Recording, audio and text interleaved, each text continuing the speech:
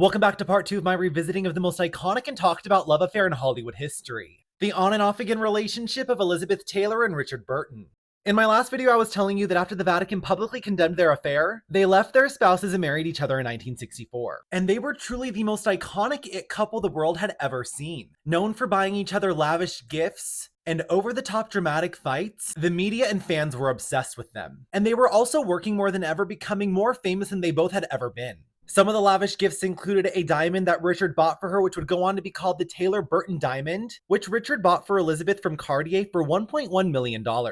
He also bought her the world-famous 33.6 carat Krupp diamond, which she was said to have worn till the end of her life, and Elizabeth even surprised Richard with a Van Gogh at one point. But just as their gifts were over the top, so was their fighting. Elizabeth was once quoted saying, "Richard loses his temper with excitement, it's beautiful to watch. Our fights are delightful screaming matches, and Richard is like a small atomic bomb going off." And unfortunately for these two lovebirds, their fighting led to their first divorce. Like Elizabeth's website pointed out, once you added Elizabeth's struggles with addiction in the mix, as well as Richard's alcoholism and his infidelity, it eventually caused their divorce in 1974. But don't you worry, because in 1975 they remarried, only to divorce again just 1 year later. They would never get back together. They remained friendly though, and even started to play together in the 80s, but unfortunately in 1984 Richard passed away. And Elizabeth revealed that right before he passed away he had written her a letter. She said she loved him till the day he died, and she believes that he loved her as well. And although his widow has denied that this letter existed, Elizabeth was said to be laid to rest with this letter in 2011.